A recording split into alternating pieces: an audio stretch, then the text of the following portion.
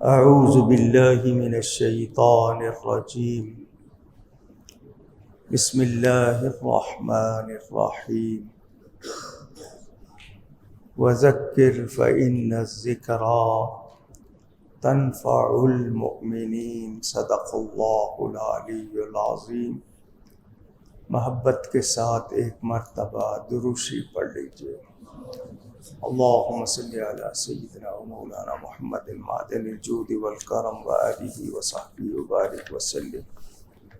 الصلاة والسلام علیک یا رسول اللہ، الصلاة والسلام علیک یا حبیب اللہ، الصلاة والسلام علیک یا رحمۃ للعالمین، وعلى آلك وأصحابك یا شفیع المذنبین۔ اللہ تعالیٰ کا شکر کہ اس نے ہمیں ایک روزہ اور عطا فرما دیا۔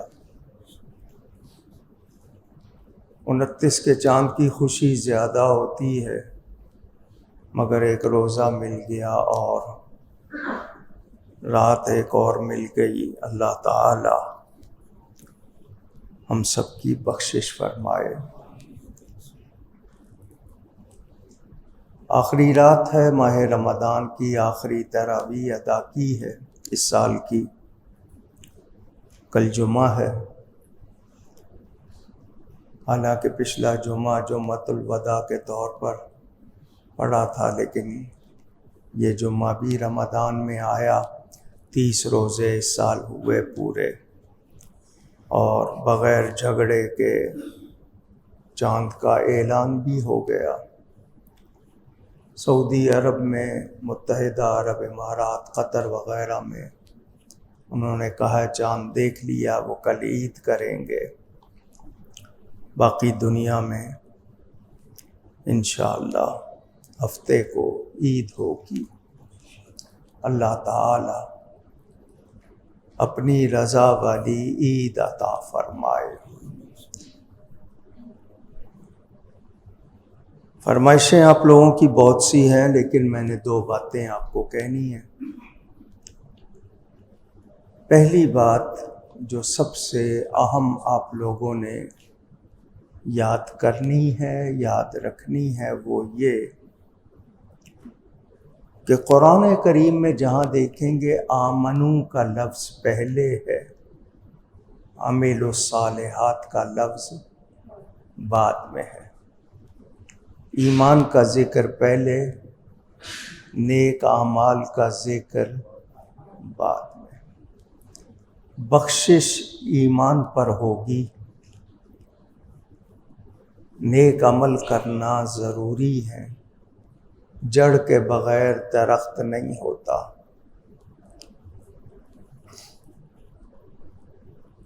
پھل شاخوں کو لگتے ہیں، عمل کریں گے اجر ملے گا، لیکن ایمان نہیں ہوگا تو پھر بخشش کی کوئی گنجائش نہیں۔ اس وقت پوری دنیا میں سب سے زیادہ ڈاکہ ایمان پر ڈالا جا رہا ہے۔ پہلے دن سے ہی غیر مسلموں کی یہی کوشش کہ مسلمانوں کے ایمان کو کمزور کرو، ان سے ایمان کو نکالو۔ ان کی صبح و شام دن رات سازشیں ہمارے خلاف جاری ہیں۔ ہم سوتے رہتے ہیں، وہ ہمارے خلاف سازشیں بناتے رہتے ہیں۔ 50 سال کے وہ منصوبے بناتے ہیں اور اس پر کام کرتے ہیں۔ ہم پر جب وقت پڑ جائے تو ہم اس وقت سوچ بچار میں لگ جاتے ہیں۔ مسلمان کو غافل نہیں رہنا چاہیے۔ ایمان پر ہونے والے حملوں سے باخبر رہنے کے لیے ضروری ہے کہ آپ اپنے علماء سے وابستہ رہیں۔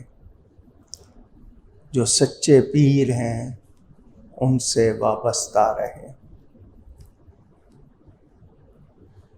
دنیا سے سزائے موت کو ختم کرنے کے لیے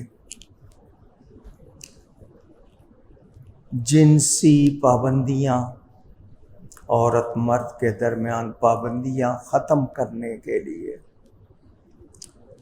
بے حیائی پھیلانے کے لیے مسلسل کام ہو رہا۔ اب کی جو حکومتیں آتی ہیں، جو لوگوں کو آپ ووٹ دیتے ہیں، وہ آپ کے ووٹوں کے حساب سے یا آگے جو انہوں نے طے کیا ہوتا ہے کس کو کتنی سیٹیں دینی ہیں، اس کے مطابق نمائندے آ جاتے ہیں۔ آپ کی فوج کے جرنیل بننے پر باہر ملک ان کو بھیجا جاتا ہے، وہاں ان کی ذہن سازی، ان کو تیار کیا جاتا ہے کہ کیا کرنا ہے۔ ہمارے ہاں نعرے بہت ہیں، دعوے بہت ہیں، مگر دین کے لیے ہمارے ہاں کوئی بھی انتظام نہیں ہے۔ مدرسوں میں آ کے کہتے ہیں کہ ان کو دنیا کے علوم بھی پڑھاؤ، لیکن یونیورسٹیوں میں جا کے نہیں کہتے، کالجوں میں جا کے نہیں کہتے کہ ان کو دین بھی سکھاؤ۔ دنیا کا دوہرا معیار ہے۔ عیسائی راہبہ جس کو نن کہتے ہیں، وہ اگر حجاب پہنے، اپنا جسم ڈھانپے، اس کو مقدس لباس کہتے ہیں۔ مسلمان عورت سر پہ اسکارف پہننا چاہے، دوپٹہ چادر پہننا چاہے، برقع، اس کو ظلم کہتے ہیں۔ مندر کی گھنٹیاں بجیں، چرچ کی گھنٹیاں بجیں، ان کا شور نہیں گنتے، اذان کو شور کہتے ہیں۔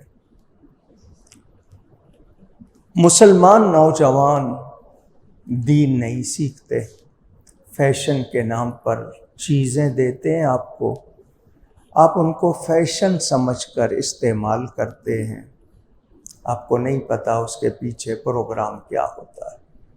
تنگ پاجامے، ٹائٹس کہتے ہیں انگلش میں، یہ کیوں پہنائے گئے آپ کو؟ سی تھرو، شفاف کپڑے جن سے جسم نظر آئے، کیوں پہنائے گئے آپ کو؟ لڑکوں کو زیور کیوں پہنایا جا رہا ہے؟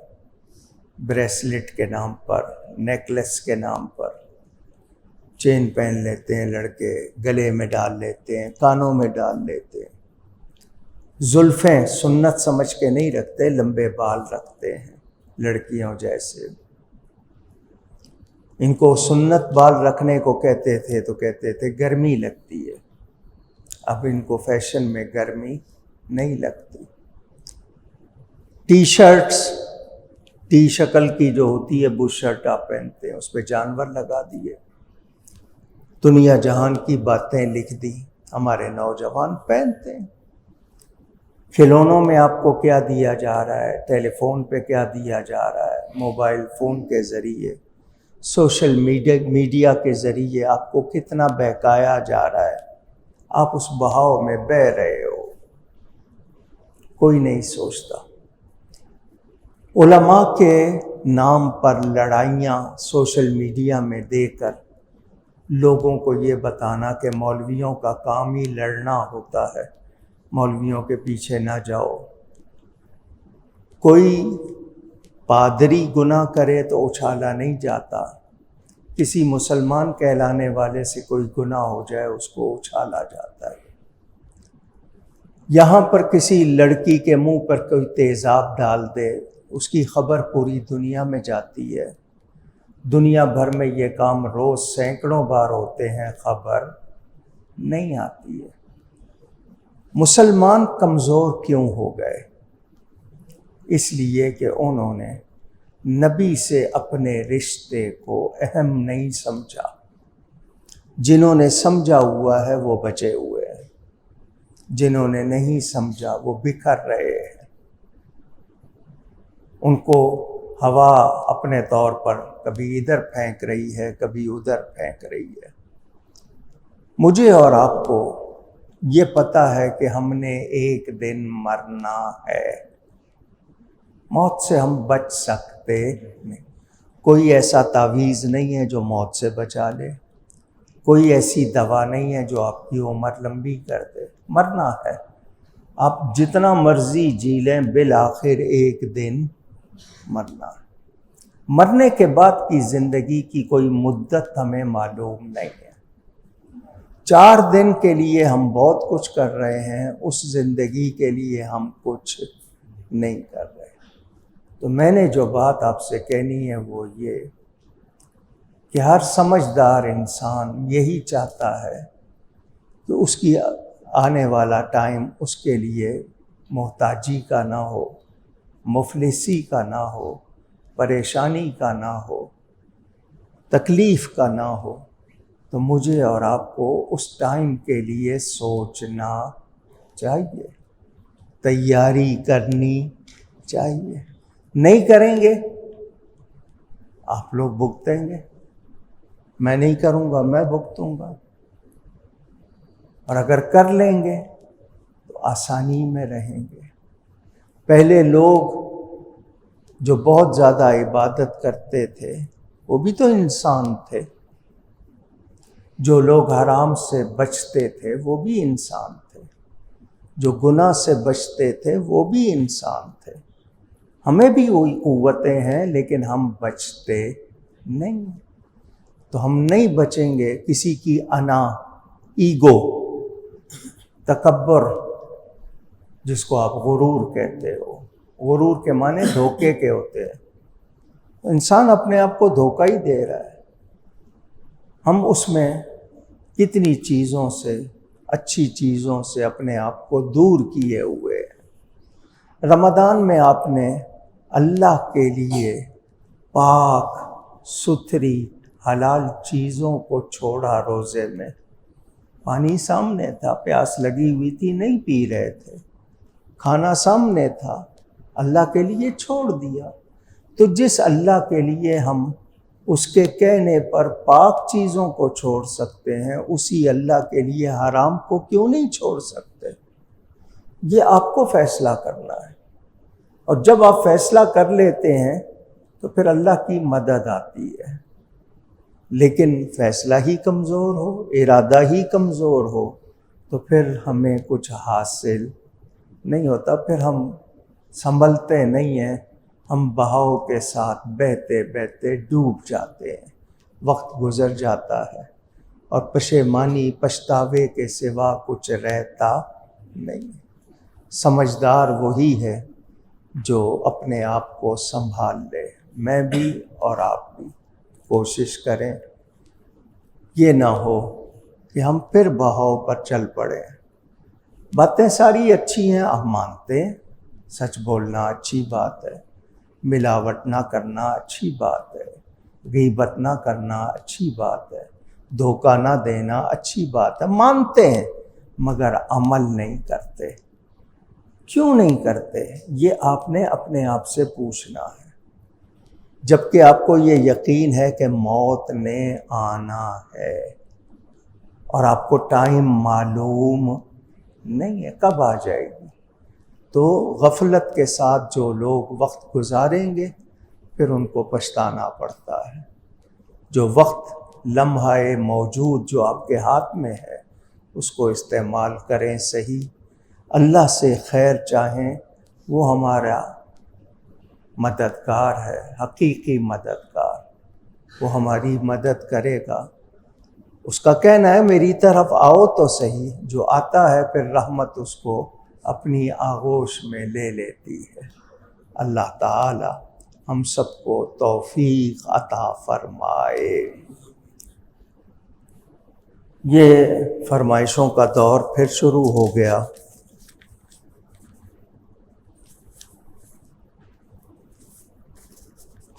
میرے سامنے 4 فرمائشیں اس وقت جو جمع ہیں، والد صاحب کے لیے پوچھا ہے ایک صاحب نے، ایک کسی نے کہا واقعہ شق القمر سنا دیں، کسی نے کہا لوری سنا دیں، تو لوری تو میں آپ کو سنا چکا ہوں، ان میں سے میں ایک دو باتیں آپ کو سنا دیتا ہوں۔ ایک صاحب نے کہا کہ جی والد صاحب کو آپ کے ہم نے دیکھا نہیں، نام سنا ہے، ان کے بارے میں ہمیں کچھ بتائیں۔ میں کیا تفصیل سناؤں آپ کو، لوگوں سے آپ سنتے رہتے ہوں گے، سارا سال بیان ہوتا رہتا ہے۔ مختصراً بتاتا ہوں۔ والد صاحب قبلہ کی ولادت سے پہلے، پیدائش سے پہلے تقریباً 1.5 سال یا 1.25 سال سے زیادہ عرصہ پہلے میرے دادا جان کھیم کرن سے شرق پور شریف آئے تھے۔ کھیم کرن اس وقت انڈیا میں ہے، 1965 میں پاکستان نے فتح کر لیا تھا۔ قصور شہر سے 5 میل کے فاصلے پر، درمیان میں بارڈر ہے۔ شیر ربانی حضرت میاں شیر محمد صاحب شرق پور لاہور سے 20 میل کے فاصلے پر یہ چھوٹا سا گاؤں تھا، اب وہ بڑا علاقہ بن گیا ہے۔ وہاں پر نقش بندی سلسلے کے ایک بزرگ حضرت میاں شیر محمد صاحب، ان کا نام تھا، وہ رہتے تھے۔ ان کی شہرت لوگوں میں تھی صاحب کشف، صاحب بصیرت، اللہ والے۔ میرے دادا جان کی ابھی شادی نہیں ہوئی تھی۔ کھیم کرن میں ایک حافظ کرم الہی صاحب تھے، نابینا۔ کھیم کرن کے تمام مسلمان تقریباً ان کے شاگرد تھے، میرے دادا جان بھی، والد صاحب بھی ان کے شاگرد تھے۔ وہ اتنے نیک تھے، ان کی شہرت تھی، بڑے اللہ والے۔ وہ لیٹے ہوئے بھی قرآن پڑھتے تھے، بیٹھے ہوئے بھی قرآن پڑھتے تھے۔ بچوں کو قرآن پڑھاتے تھے، جس بچے کی آواز نہیں آتی تھی اسی کا نام لے کے کہتے تھے تیری آواز نہیں آ رہی، حالانکہ نابینا تھے وہ۔ کنویں سے پانی نکال کر وہ ٹینکی رات رات میں بھر دیتے تھے، صبح نمازیوں کو آسانی سے پانی مل جائے۔ انہوں نے دادا جان سے ذکر کیا تھا حضرت میاں شیر محمد صاحب کا، تو دادا جان کو شوق ہوا کہ اس اللہ والے کو دیکھنے جائیں۔ دادا جان کے دوست تھے حاجی محمد علی صاحب، راولپنڈی چلے گئے، بعد میں وہیں انتقال ہوا ان کا۔ یہ دونوں اس وقت پاکستان بننے سے پہلے 1927 کا واقعہ ہے۔ یہ لوگ سفر کر کے شرق پور شریف کے لیے آئے۔ کچھ حصے میں بس مل گئی، کچھ سفر جانور پر جو گاڑی ہوتی تھی اس پہ، دریائے راوی تھا، اس کے لیے کشتی کا سفر ہوتا تھا۔ صبح سے فجر سے چلے ہوئے جب شرق پور پہنچے تو رات کو عشاء ہو چکی تھی۔ چھوٹا سا گاؤں تھا، بجلی کا انتظام نہیں تھا، اندھیرا گھپ، یوں سمجھیے رات کے کوئی 9:30 10 بج چکے تھے، پورا گاؤں سو چکا تھا۔ ایسے میں مسلمانوں کے لیے ٹھکانہ مسجد ہوتی ہے۔ حضرت میاں صاحب کی مسجد مشہور تھی، اس میں آئے۔ مسجد میں جو شخص خادم تھا اس کو کہا ہم نے میاں صاحب سے ملنا ہے۔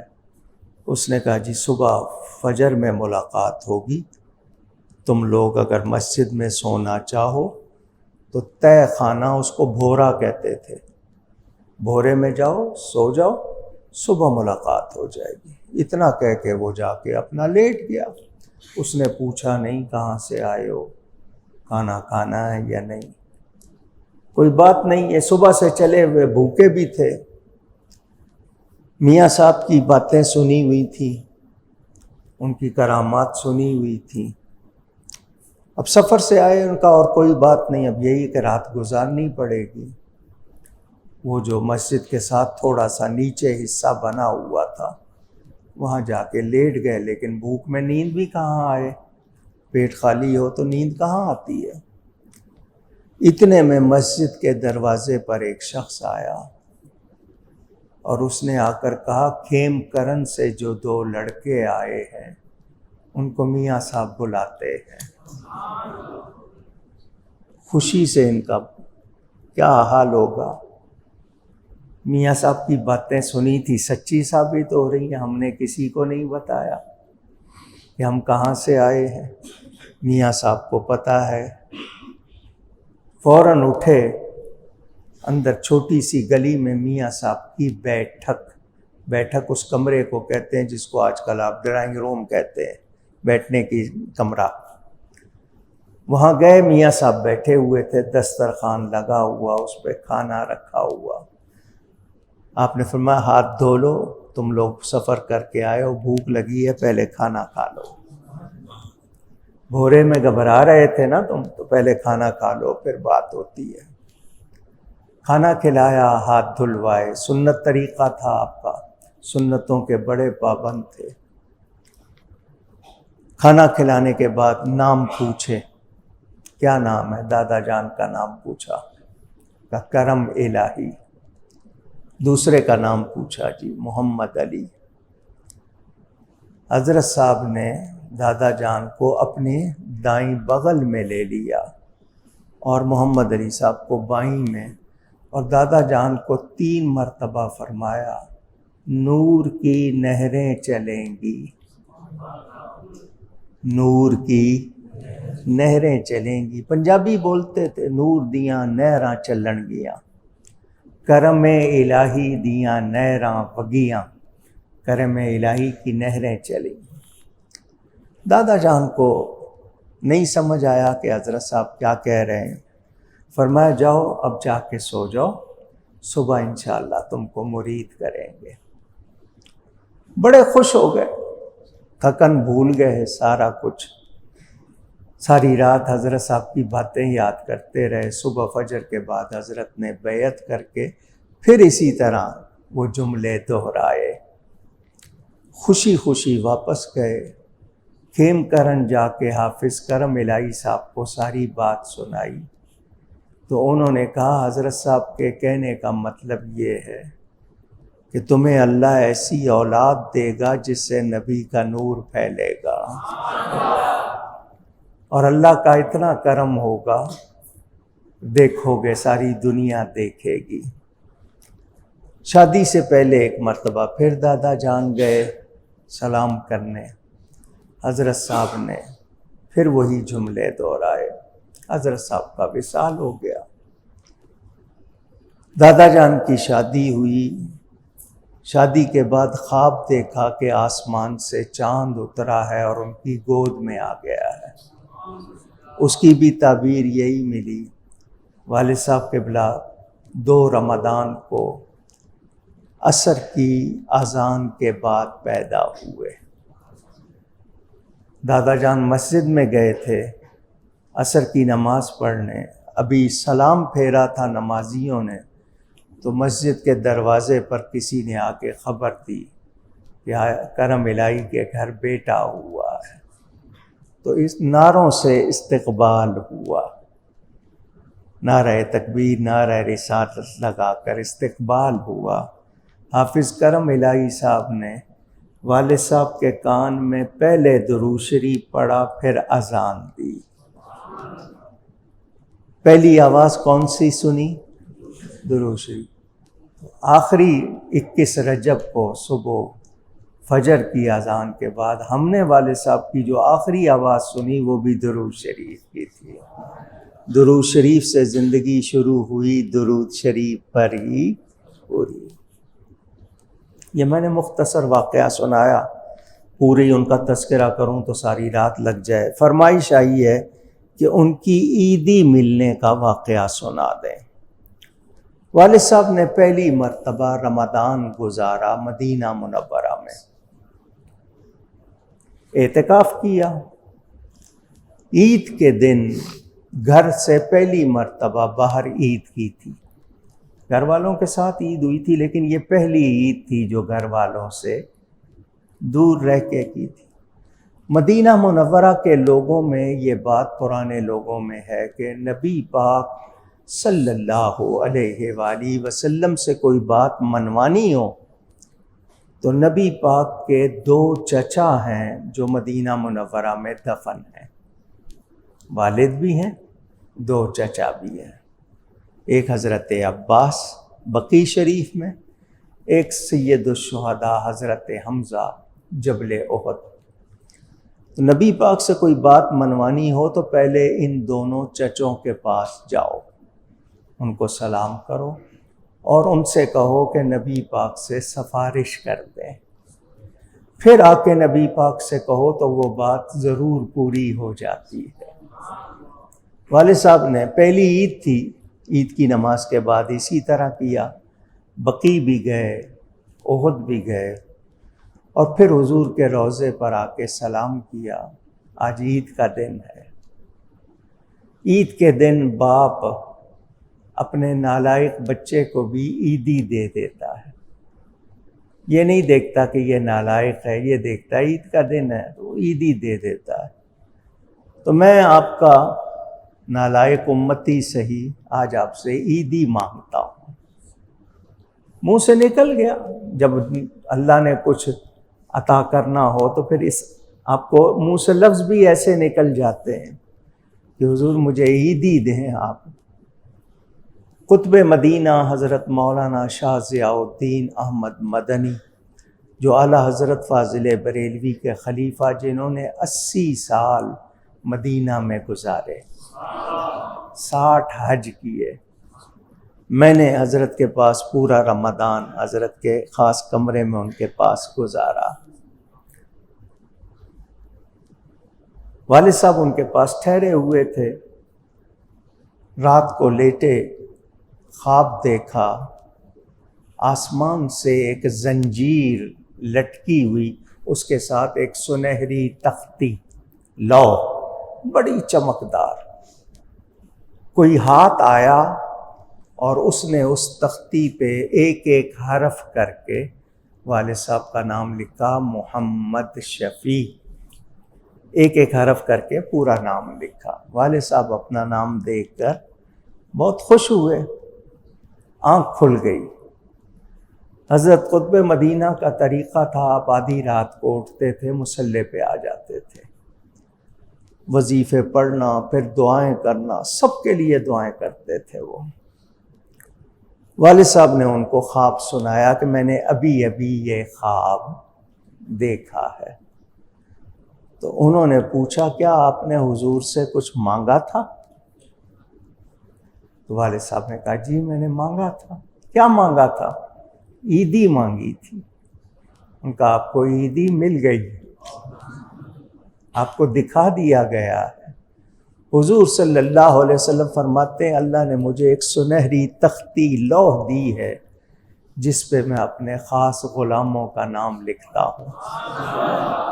تو آپ کا نام خاص غلاموں میں لکھ لیا گیا، آپ کو عیدی مل گئی. اور پھر ساتھ ہی حضرت نے خلافت اور اجازت بھی عطا کی. اس واقعے کی آپ نے فرمائش کی تھی، میں نے وہ بھی سنا دیا آپ کو. باقی بچوں کے نام رکھنے کی حقیقت کیا اور کس طرح نام رکھنا چاہیے اور عقیقے کے بارے میں بتا دیں. ہمیں حدیث شریف میں پیغام دیا گیا بچوں کے نام اچھے رکھو. کون سے نام؟ بچوں کے نام اچھے. خیر الاسماء ما عبد وحمد، سب سے اچھے نام وہ جن سے اللہ کی تعریف، اللہ کی بندگی ظاہر ہو. عبد الرحمن ہے، عبداللہ ہے. حضور نے کچھ نام بھی بتائے.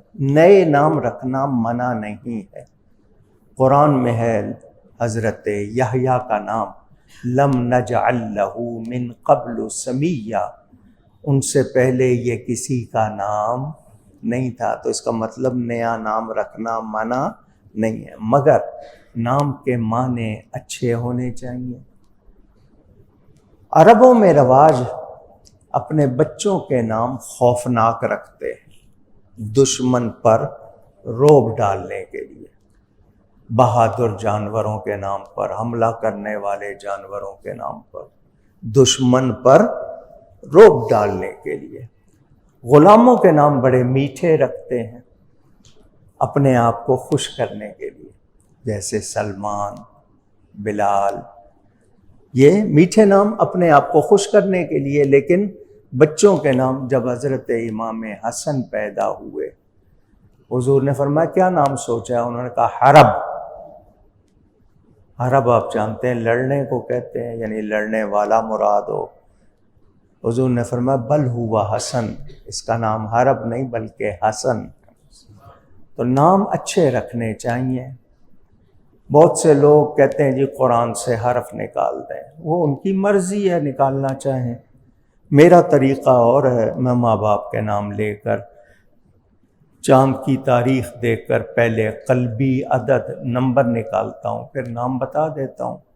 لیکن جو بھی نام رکھیں ان کے معنی اچھے ہوں۔ بہت سے لوگ مثلاً آج کل لڑکیوں کا نام اقرا رکھتے ہیں لوگ۔ اقرا کوئی نام نہیں ہے، اقرا کے معنی پڑھ یا پڑھیے، تو یہ تو فعل ہے۔ نام ہمیشہ اسم یا صفت ہوتا ہے، کوئی اس میں خوبی ہونی چاہیے۔ اسی طرح لڑکیوں کا نام ابیہا، کئی لوگ آئے جی ابیہا، ابیہا کا مطلب اس کا باپ۔ ابیہا کے معنی کیا؟ یہ کوئی نام ہوا؟ لوگ اس طرح کے نام رکھ رہے ہیں، ایسے لفظ نیا مل جائے، کہتے ہیں جی گوگل نے بتایا، تو گوگل کو کس نے بتایا پہلے یہ تو پوچھو۔ گوگل تو سرچ انجن ہے، اس میں ڈالا کس نے ہے؟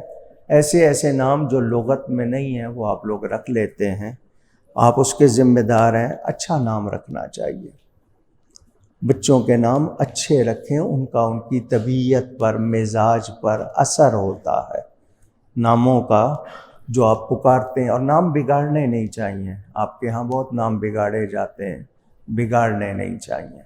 باقی پپو گڈو آپ کہہ لیتے ہیں ساری عمر، پر وہی چلتا رہتا ہے، تو جو پکاریں گے اس کا اثر ہوتا ہے۔ اچھے نام رکھنے چاہیے۔ کلام باہو سنا دیں، اس کے علاوہ مجوسی کا واقعہ سنا دیں۔ خواتین کا کیا لکھا ہے؟ ویکس اور یہ آئی برو، یہ جو ہوتی ہے نا آپ کی بھویں اور آنکھوں کے اوپر جو بال ہیں ان کو پلکیں کہتے ہیں، اس پر جو گدوائیں اس کو بھی، ان پر لعنت کی گئی ہے۔ کیا کی گئی ہے؟ سمجھتے ہیں اللہ نے اچھی نہیں بنائی، ہم خوبصورت بنا لیں گے، بیماری بھی ہو جاتی ہے ان سے۔ یہ کان کے، ناک کے، آنکھ کے بال آپ اگر تھریڈنگ کراتے ہیں لوگ، اس سے بیماریاں بہت ہوتی ہیں۔ تو اگر باقی بازو کے، پاؤں کے وہ کوئی دوا سے نکالتی ہیں جس سے نقصان نہ ہو، اس کی اجازت ہے، لیکن یہ بھویں اور پلکیں وغیرہ ان کو نہیں چھیڑنا چاہیے۔ عورت کے چہرے پہ بال آ جائیں تو وہ ان کو ہٹا سکتی ہے۔ 9 برس کی بچی ہو جائے پھر اس کے بال کاٹنے نہیں چاہیے۔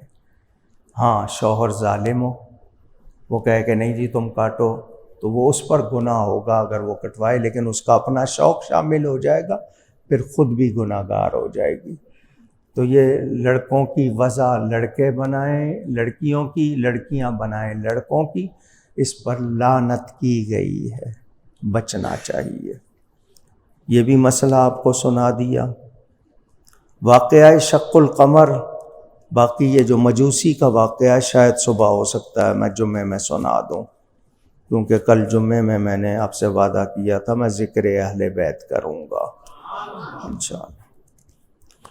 شق القمر کا واقعہ صرف سنا دیتا ہوں آپ کو، باقی لوری آپ کو سنا چکا، اور ساری فرمائشیں تقریباً جو رہ جاتی ہیں وہ تو رہتی ہیں، ساری عمر سنتے رہیں گے۔ ابو جہل کا نام تھا عمر بن ہشام. کیا نام تھا؟ کنیت کہتے ہیں پکارا جانے والا نام، نک نیم. وہ ابو الحکم خود کو کہتا تھا، دانائی والا. حضور نے فرمایا یہ دانائی والا نہیں ہے، یہ جہالت والا ہے. تو حضور نے کیا اس کو کہا؟ ابو جہل. تو دنیا اس کو ابو جہل سے ہی پہچانتی ہے.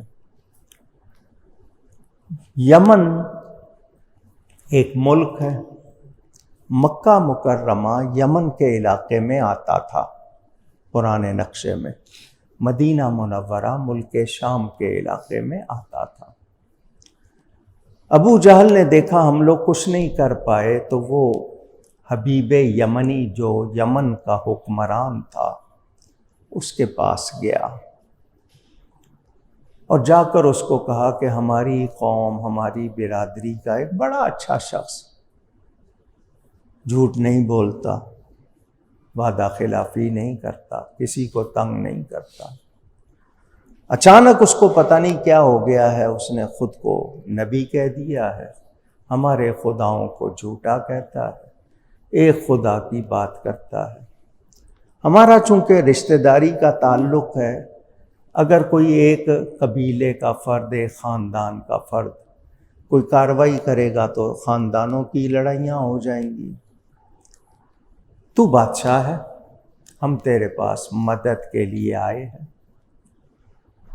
وہ تیرے بھی دین کے خلاف بولتا ہے، تو مہربانی کر، 2 آدمی بھیج.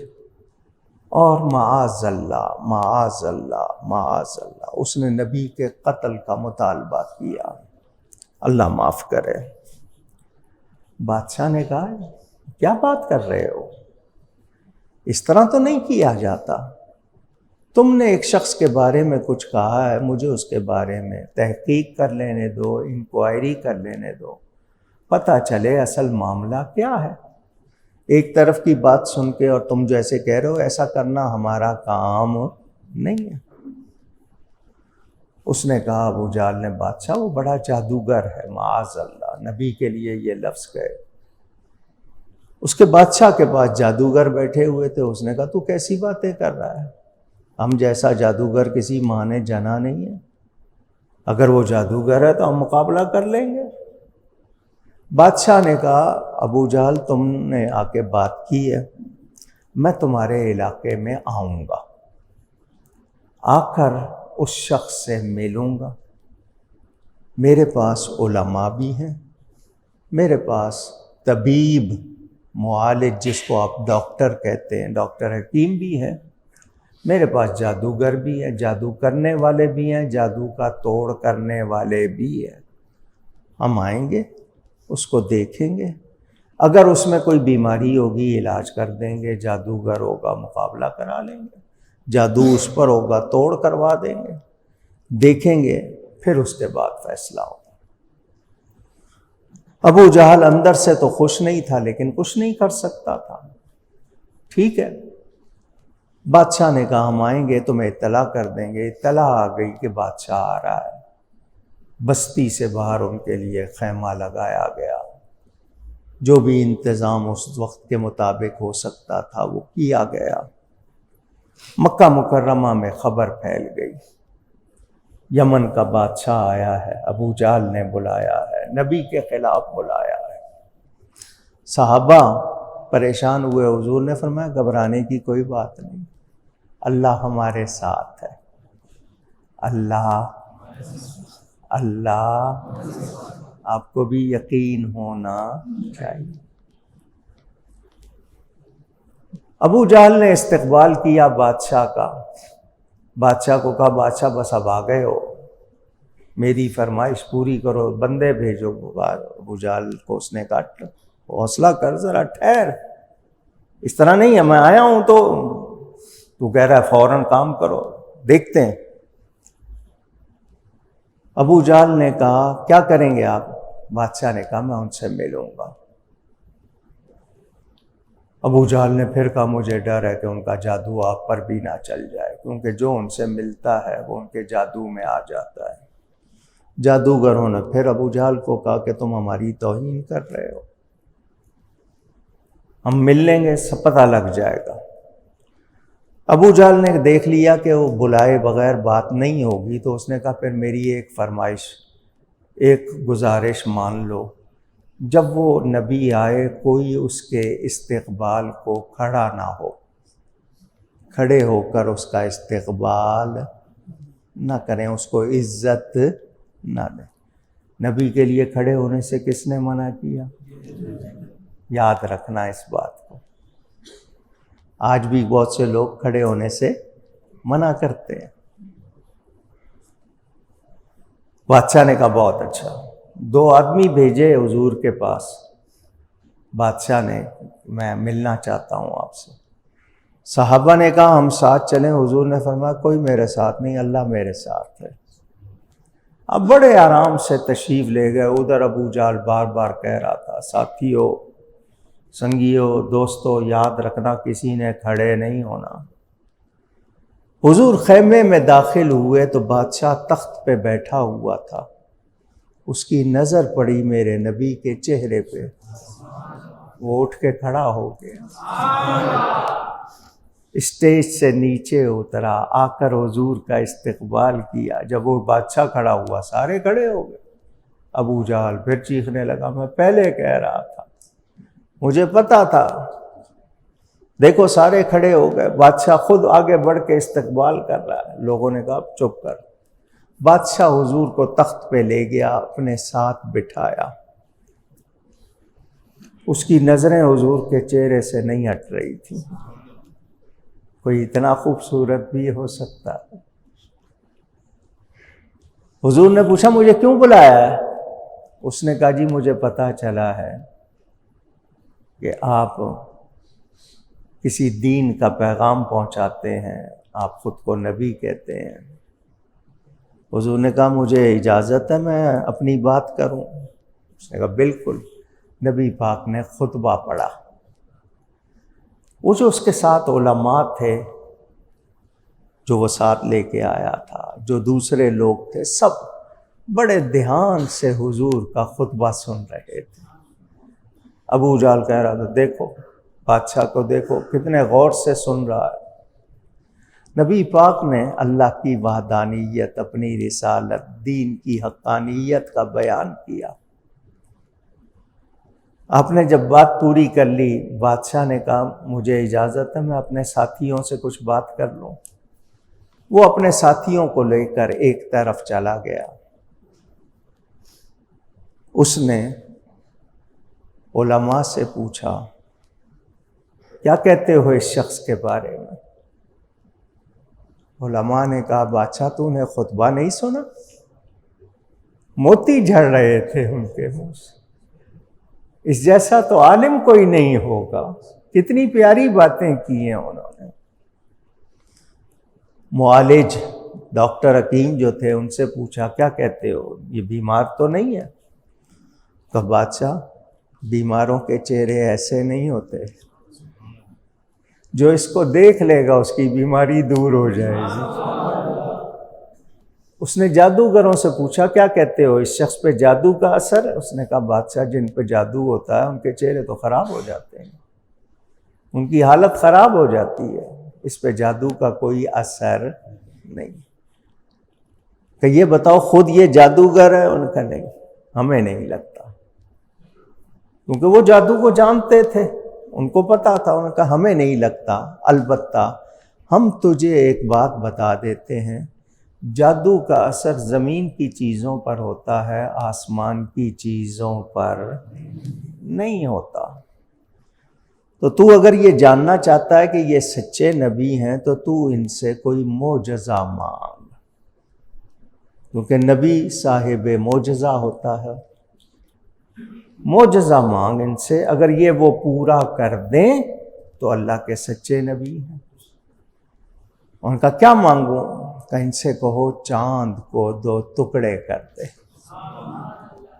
چاند کو، اور چاند ان کا کلمہ پڑھے اور پھر جڑ جائے۔ دوسری بات یہ کہ جادوگر دل کی بات بتا سکتا ہے، اس کو ٹھیک نہیں کر سکتا۔ تو تیرے دل کی کوئی بات ہو تو وہ ان سے پوچھ اور ان سے کہہ ٹھیک کر دیں۔ یہ دو باتیں۔ بادشاہ واپس تخت پہ آیا، آ کر کہنے لگا یا محمد صلی اللہ علیہ وسلم، آپ کوئی معجزہ دکھا سکتے ہیں؟ ابو جہل کہنے لگا ہم روز دیکھتے ہیں۔ وہی بات ہو گئی نا، میں کہہ رہا تھا، دیکھو پھر بات معجزے پہ آ گئی، ہم تو روز دیکھتے ہیں۔ حضور نے فرمایا کیا دیکھنا چاہتے ہو؟ اس نے کہا جی آپ چاند کو 2 ٹکڑے کریں، وہ آپ کا کلمہ پڑھے اور پھر جڑ جائے، اور دوسری بات میرے دل کی ہے وہ بتا بھی دیں اور اس کو ٹھیک بھی کر دیں۔ نبی کریم صلی اللہ علیہ وآلہ وسلم نے فرمایا بادشاہ تو نے اپنے ساتھیوں سے مشورہ کیا، میں اپنے رب سے پوچھ لوں۔ حضور نے 2 رکعت نماز پڑھی، دعا کرنے لگے تھے تو اللہ نے پیغام بھیجا محبوب کیا یہ کہنے لگے ہو کہ چاند 2 ٹکڑے ہو جائے؟ ہم نے ساری کائنات تمہارے لیے مسخر کر دی۔ نعرہ تکبیر، اللہ، نعرہ رسالت، خطیب پاکستان۔ تم ہمارے تابع، ہماری خدائی تمہارے تابع۔ حضور نے فرمایا بادشاہ رات ہو جانے دے، چاند اچھی طرح چمک جائے، جو تو نے فرمائش کی ہے وہ تو دیکھ لے گا۔ مسجد بلال تھی مکہ میں، اب وہ مسجد انہوں نے توڑ دی ہے، اس کی جگہ اینٹینا لگایا ہوا ہے باہر۔ کچھ برس پہلے تک وہ مسجد تھی جہاں حضور نے کھڑے ہو کے چاند کو اشارہ کیا تھا۔ آدھی رات ہو گئی، حضور نے فرمایا ابو جہل اس کے ساتھیوں سارو آؤ دیکھ لو چاند کی طرف۔ آپ نے انگلی کا اشارہ کیا، چاند 2 ٹکڑے ہو۔ چاند نے کلمہ پڑھا، حضور نے اشارہ کیا، وہ جڑ گیا۔ اقتربت الساعۃ وانشق القمر، قرآن میں ہے، قیامت قریب آ گئی، چاند 2 ٹکڑے ہو گیا۔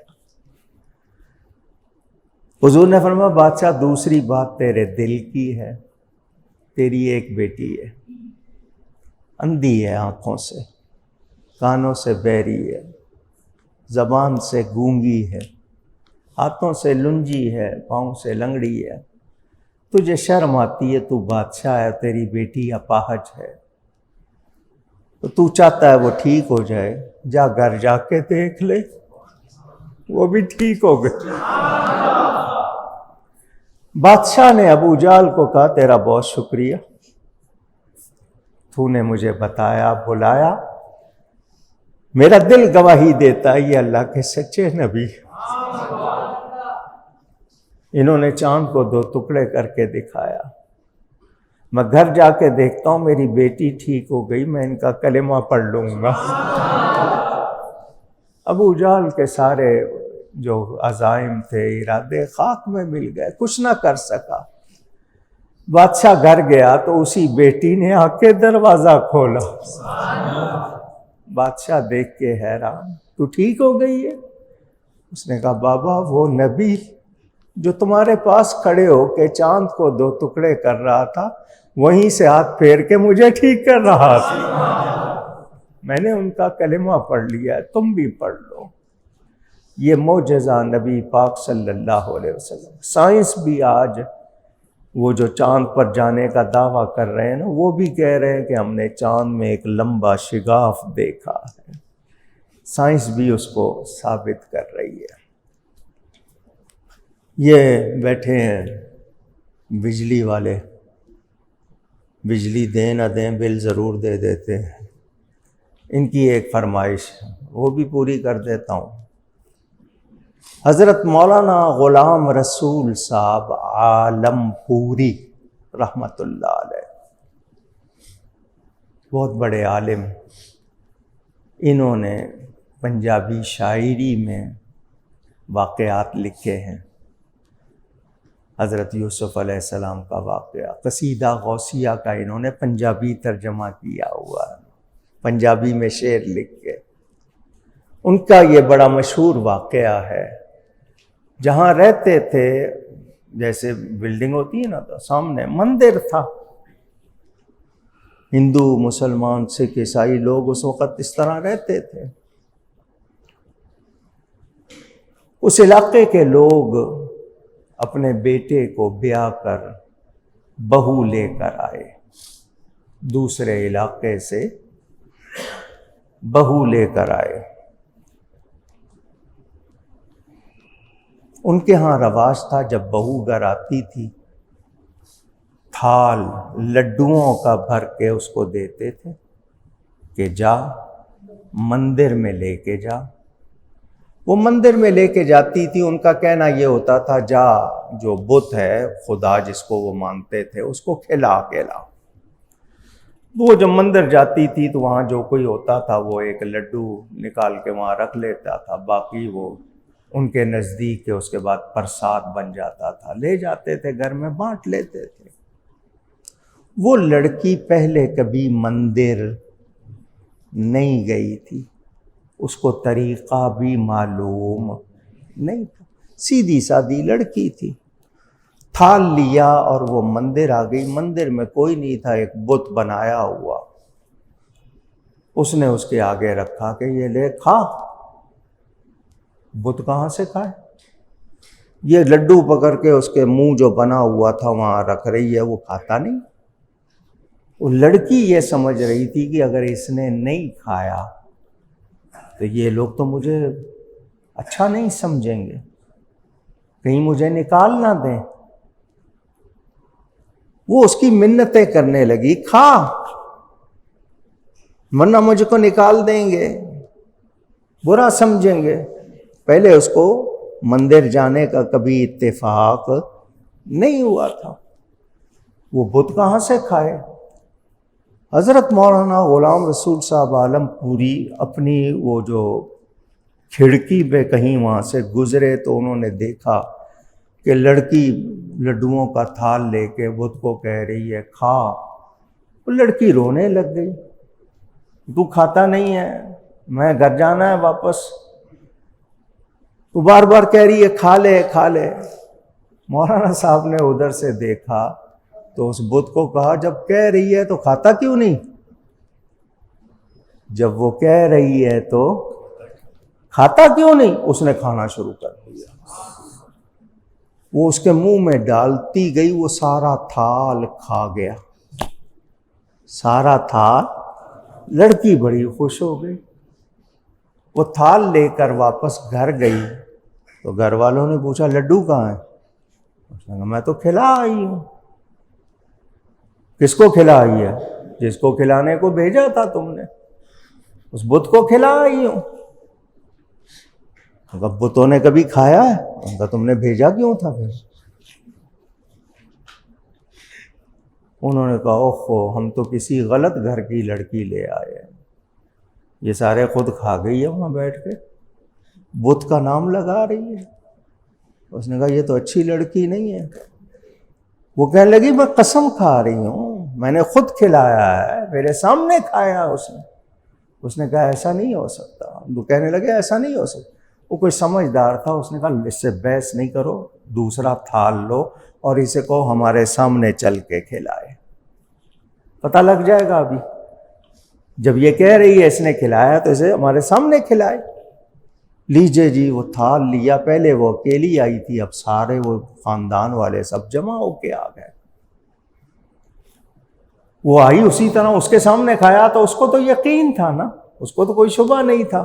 وہ آ کے پھر اس کے منہ کو رکھ رہی ہے، وہ کھاتا. ابھی تو نے کھایا تھا، اب کیوں نہیں کھا رہا؟ میری عزت نہیں رہے گی، یہ لوگ جو ہیں مجھے ماریں گے، نکال دیں گے. تو نے کھایا، میرے سامنے کھایا، سارا کھا. اچانک اس لڑکی کو خیال آیا یہ پہلے بھی نہیں کھا رہا تھا، وہ بابا جی نے کہا تھا تو اس نے کھایا تھا. اس کو یہ بات اچانک یاد آئی. اس نے ادھر منہ کر کے کہا بابا جی اس کو کہو نہ کھائے، آپ نے کہا تھا تو اس نے کھایا تھا. وہ آواز اس نے 2-3 مرتبہ لگائی. حضرت پھر کھڑکی میں آئے. بابا جی آپ نے کہا تھا تو اس نے کھایا تھا، اب میں کھلا رہی ہوں یہ کھاتا نہیں، یہ لوگ یقین نہیں کر رہے میرا، یہ کہہ رہے ہیں میں جھوٹ بول رہی ہوں۔ حضرت صاحب نے فرمایا جب وہ کہہ رہی ہے تو کھا۔ بت نے پھر کھانا شروع کر دیا۔ اب سب دیکھ رہے تھے، سارے کلمہ پڑھ کے مسلمان ہو گئے۔ یہ اللہ والوں کو اللہ نے شان عطا کی۔ کون بولتا ہے ان کے منہ پر؟ خدا بولتا ہے۔ اسلام کی حقانیت، یہ اللہ والوں نے اسلام پھیلایا۔ ہمارے پاس اب یہ باتیں رہ گئیں، ہم لوگ عمل میں بہت پیچھے ہو گئے۔ اب کیا سمجھتے ہو آج یہ کام نہیں ہو سکتا؟ ہو سکتا ہے، جب ہم صاف ہو جائیں، پاک ہو جائیں، خالص ہو جائیں، خودی کو کر بلند اتنا کہ ہر تقدیر سے پہلے خدا بندے سے خود پوچھے بتا تیری رضا کیا ہے۔ اپنے آپ کو اس قابل بناؤ، اور وہ کیسے بنو گے؟ نبی کے غلام بن جاؤ۔ کی محمد سے وفا تو نے تو ہم تیرے، یہ جہاں چیز ہے کیا لوح و قلم تیرے۔ لوح کہتے ہیں تختی کو، قلم سے تختی پہ لکھتے ہیں۔ تو نبی کا سچا غلام بن جا، پھر اپنی تقدیر خود لکھ لینا۔ اللہ ہمیں ایسا بنا دے، سچی توبہ کر کے اٹھیں، اللہ ہمیں پھر رمضان عطا فرمائے۔ تھوڑی سی کمزوری آتی ہے، رمضان پھر آ جائے گا، لیکن یہ نہ ہو کہ عید کے دن پہلے دن ہی ہم سب غائب ہو جائیں۔ کوشش کرنا گفتگو میں کوئی غلطی ہوئی ہو، اللہ تعالیٰ اس کے رسول صلی اللہ علیہ وسلم کی بارگاہ میں توبہ کرتا ہوں۔ آمین۔